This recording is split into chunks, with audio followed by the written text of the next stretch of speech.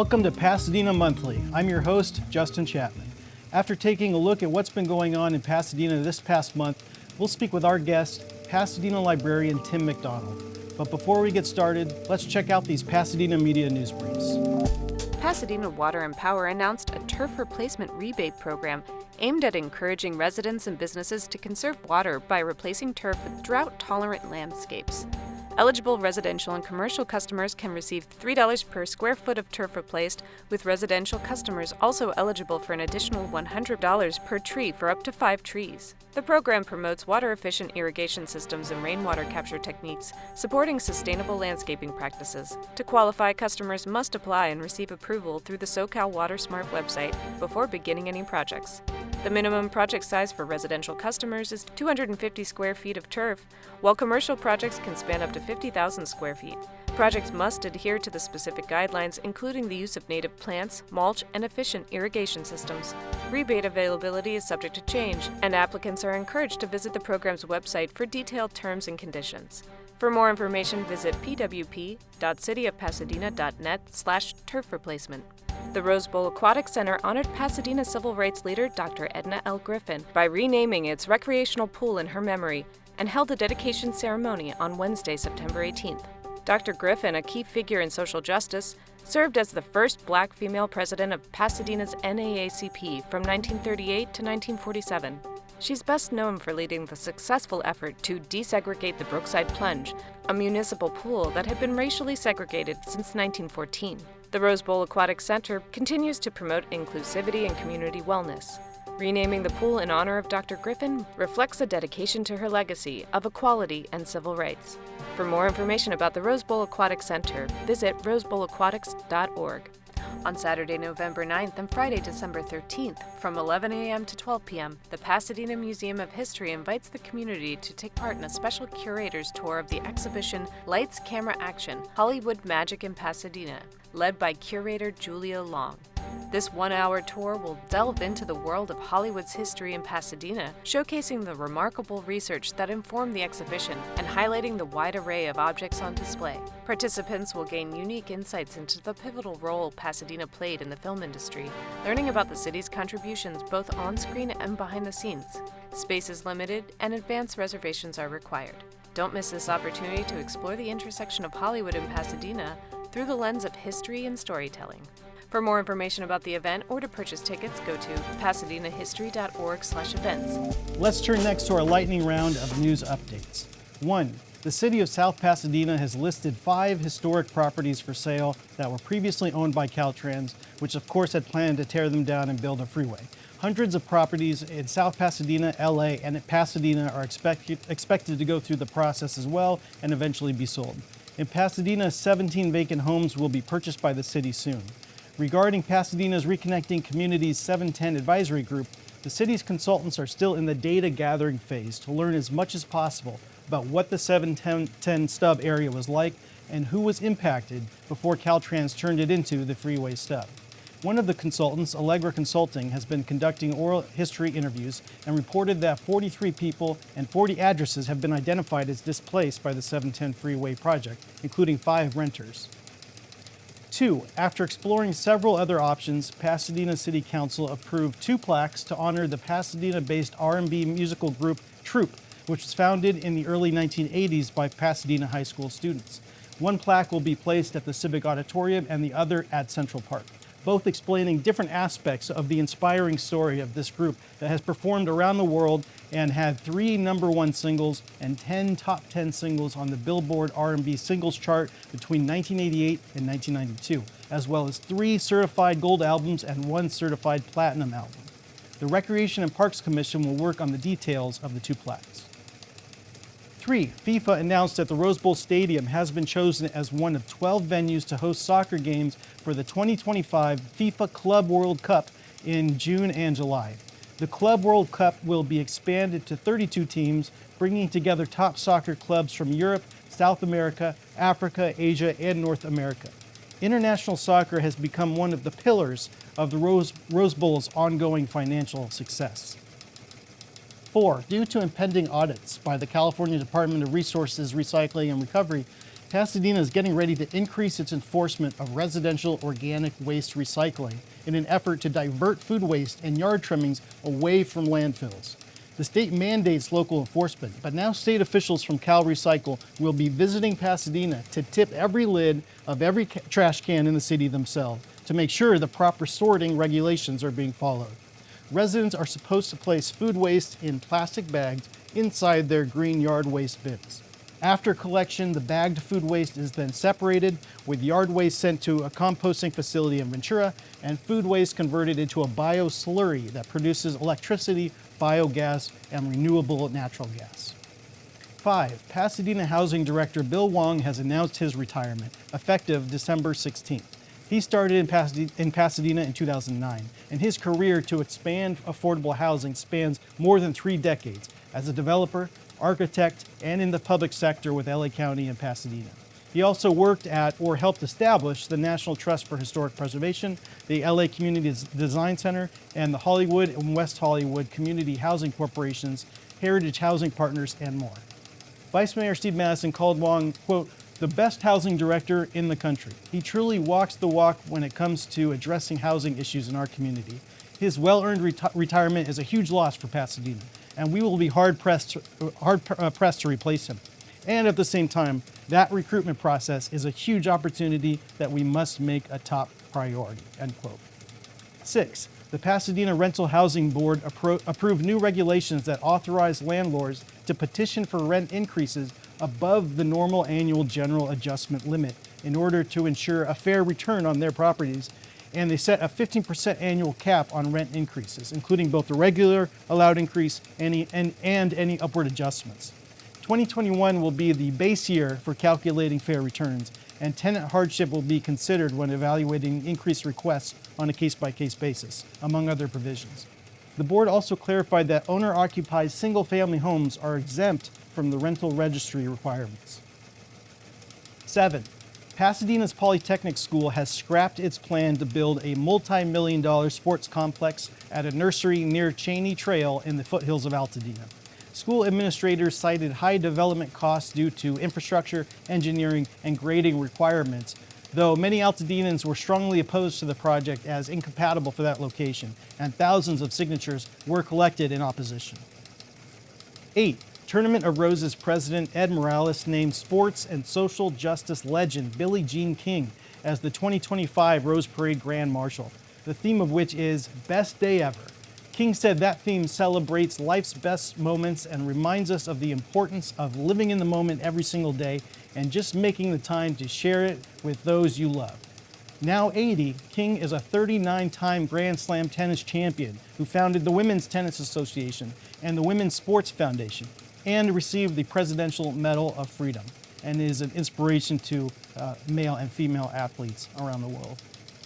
9, a delegation of several Pasadena community members, including myself representing the Vice Mayor, traveled to Guanajuato, Mexico earlier this month in an exploratory visit to explore the idea of establishing a sister cities relationship between Pasadena and Guanajuato, both similarly sized cities with a strong sense of history and preservation, shared passions for art, culture, and science, and the presence of renowned educational institutions.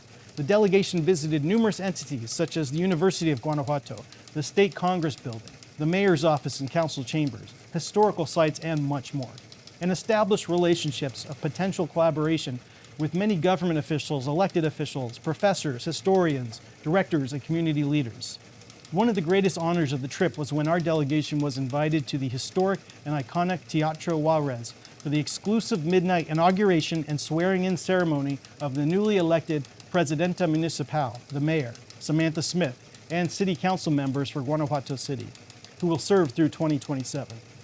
This major, solemn, and historical event took place at exactly 12:01 a.m. And now the mayor of Guanajuato City, the governor of Guanajuato State, and the president of Mexico are all women. Community-led support groups in both cities, Pasadena and Guanajuato, will continue to explore this international friendship opportunity, as a Pasadena citrus city relationship with the city in Mexico is long overdue. And 10, the City Council approved the submission of an application for $6.3 million in homeless services funding from the U.S. Department of Housing and Urban Development. The funds would support 17 projects aimed at preventing and addressing homelessness. The council also voted to support Measure A, the county's proposed half-cent sales tax that is on the November 5th ballot and would fund critical homelessness services and affordable housing developments throughout LA County, if approved by voters. Let's welcome our guest, Pasadena librarian Tim McDonald, Director of Pasadena's Department of Libraries and Information Services. Thank you so much for coming on the show. Great to be here, Justin. Thank you. Tim has worked with the city of Pasadena since 2016. He previously worked in the Las Vegas Clark County Library District and as a public school teacher in Chicago. He now oversees the century-old Pasadena Central Library and 10 branch locations, which collectively circulate over 1.2 million library books and other resources annually to the community. So Tim, tell us about a little more about your career. What led you into library services and then to Pasadena? Sure. Well, becoming a librarian was a little bit nature and a little bit nurture. My mom is a librarian, so I learned from an early age the importance of libraries and what they offer to the community. Specifically, I've been working in libraries for 20 years. Before that, I was a school teacher, and I realized that the school librarian had the best job in the school. And that's kind of what made me convinced me to make the change. I've enjoyed working in libraries, and what specifically led me to Pasadena is a little bit professional and a little bit personal. My partner's mother, in her golden years, needed additional support. And she lived here in Pasadena and needed family around her. So it's one of the reasons I looked at Pasadena and coming here. And I've been here for the last 8 years, and I'm happy to say I'm very grateful for the city of Pasadena for offering a safe place for her to live and have a very rich life in her golden years, and happy to be here ever since. I have the best job in the city. I work in an institution that's free and open to everybody, access to information and learning for the entire community, no matter what age you are, what your background is, what you look like. The library is here for everybody, and I enjoy offering those services and working with a terrific team to provide those services. And of course, the Central Library has been closed since May 2021. That's right. And in fact, I actually lost a job with the city, a job opportunity with the library because of it. I had got a job offer, and then 2 days later they had to close and withdraw it. But I'm back with the city now. Things have a funny way of working out. But it's been that long, over 3 years. What has the city done about the books, the resources, the staff, the services that were housed there at Central Library while it's closed, and it's going to be longer than people expect, I imagine? That's a great question, and one that could probably take an hour talking about all the interim services and decisions that were made. But there are hundreds of thousands of books in the library that needed to be relocated. We moved as many of them into our neighborhood branch libraries as we could for access to the community, but there are still many, many left over. So a city-owned warehouse on South Raymond, known as the Rose Palace, site of the construction of many parade floats, rock concerts in the 80s, is now the home of Central Library's book collection. Almost all of the books are there, with the exception of those very rare local history, one-of-a-kind resources in what we call our Centennial Room, the local history section of the library. Those are one-of-a-kind materials that are very carefully climate controlled for temperature and humidity. The safest place for them right now is still in the library. Wow. But we are identifying a space to remodel and move those into safe temporary storage during the construction phase of this retrofit project, pending funding. And throughout this whole period, the books that didn't make it to other branches, the ones that are at the Rose Palace and in Central, are not accessible to the public. Is that correct? They're in staff areas, you're right. They are accessible by our online catalog. Okay. Any member of the community can request one of those books, and it will be shipped to the neighborhood branch of your choice. It'll take longer. You won't be able to browse it in person, but it will get to you that way. Okay. Let's talk about Measure PL, the library bond measure. What is it? Why is it necessary for the retrofit of the Central Library? And then, of course, how the levy itself is tabulated. You talked about the closure of Central Library in 2021. So that was devastating milestone in the library's history. The library system as a whole is 140 years old, even older than the incorporation of the city. And 100 years ago, when Central Library was built, the city aspired to have a great library for a great city. And it was part of this Bennett plan, the master plan of the community that included the civic auditorium, City Hall, and the library as the anchors of that plan.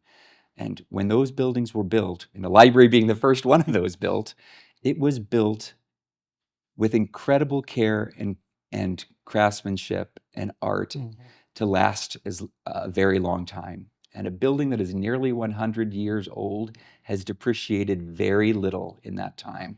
But we knew as it was getting closer to its 100th anniversary that it was going to need some TLC. So specifically, we knew that the fire safety system needed to be upgraded. So with that in mind, we did in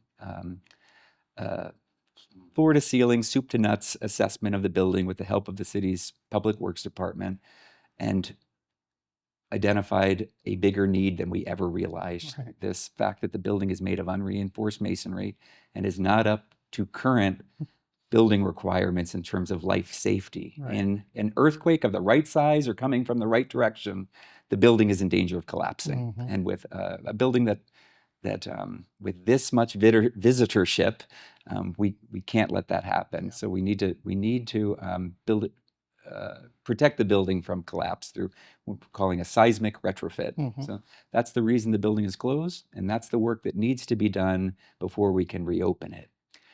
The design phase of this project is underway right now and expects to have a shovel-ready project by 2025, working with a team of terrific architects from a firm known as Gruen Associates that has done many projects with libraries and historic buildings such as this. The designs, as I said, will be ready next year.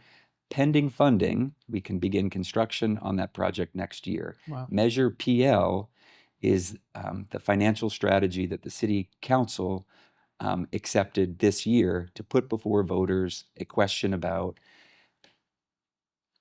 will voters authorize the city to issue bonds in the amount necessary to begin this construction project? That's the question in a nutshell that'll be before voters this November. Right. Yeah. And how is it based on assessed value or current property value? How does that aspect of it work?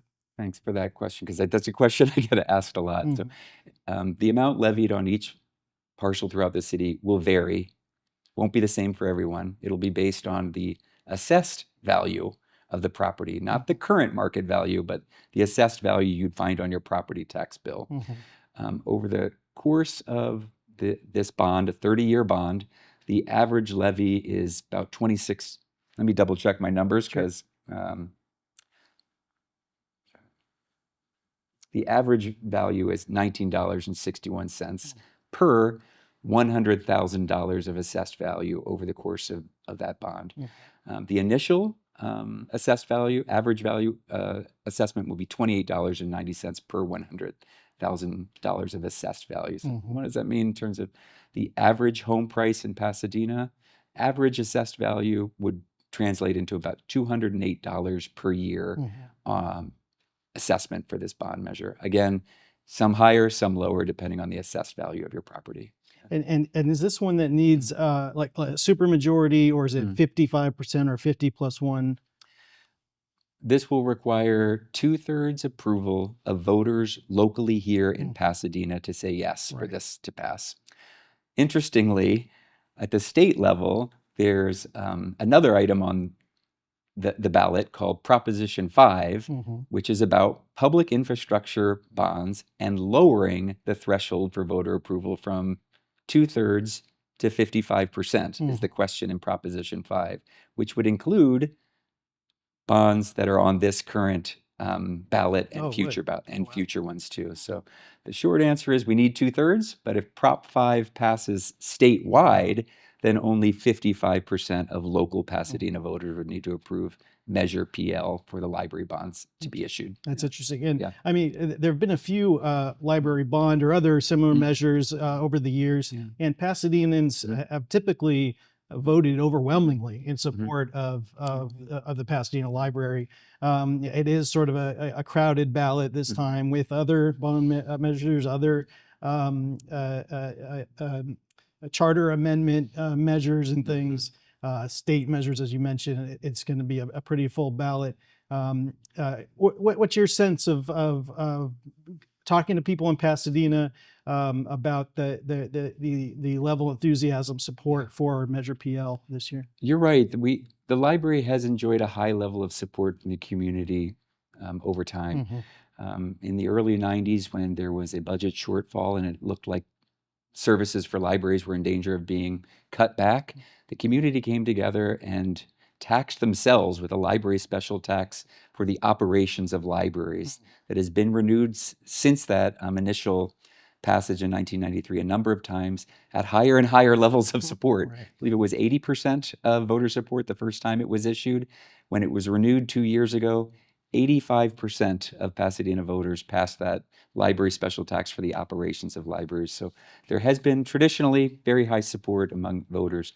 This current Measure PL is a capital improvement project. It's separate from those operating costs. I feel confident that that we continue to enjoy high support, but we'll see on election day. Yeah.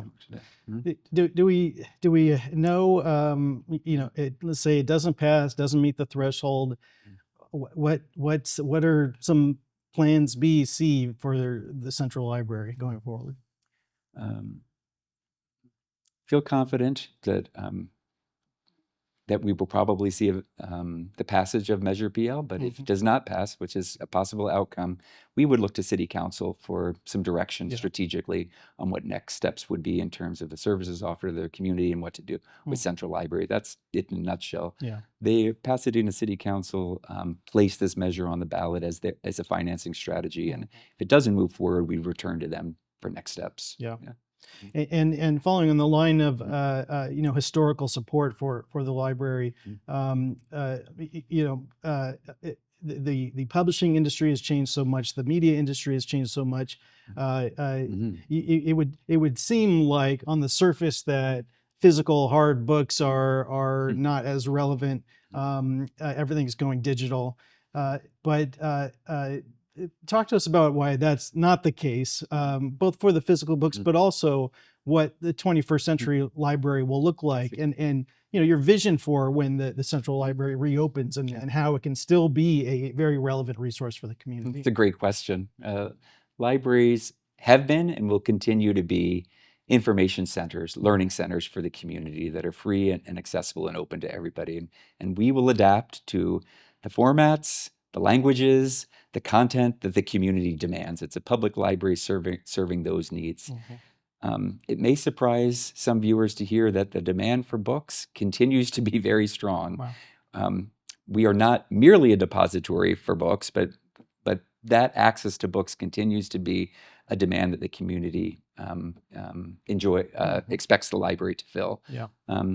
As libraries evolve over time, though, I say we continue to see the need for flexible spaces in libraries that can accommodate groups of people, small, medium, large, to get together to engage with that information and engage in civic life too. So the library of the future will be a place that not only has the library's information, but partners might come in from colleges, hospitals, other learning institutions to teach classes, provide information, hold community programs in the future.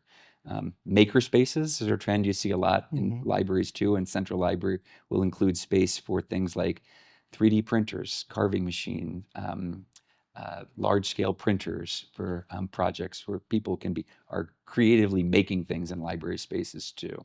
Access to technology is a huge demand that libraries fill, not just for somebody that doesn't have it, but for somebody whose printer goes down at home one day and you need access to a printer. The library is there for you. Big picture, it's a learning center. It's a place where people can come to for trusted information. And into the future, as we're looking at changes in society like artificial intelligence becoming a tool that we can use, the library will be a place where you can come to learn those tools effectively, because it's not going away. We need to learn how to use it ethically and responsibly. Yeah, absolutely. And there's some books that, a lot of have been digitized, but a lot of books only exist in physical form. A lot of the books I like to read anyway, I know you can only find in physical form. So it's always going to be important to have that repository, but also it's going to be exciting to see it grow into this new technology a hub of the community. So we'll see what happens in November. And Tim, thank you so much for coming on the show and talking to us about it. You've got a major project ahead of yourself, but it's really important for Pasadena. It's a pleasure to be here. Thank you. Thank you so much. Before we go, here is this month in Pasadena history. It was this month in 1913, on October 10th, when Adolphus Busch died of a heart attack.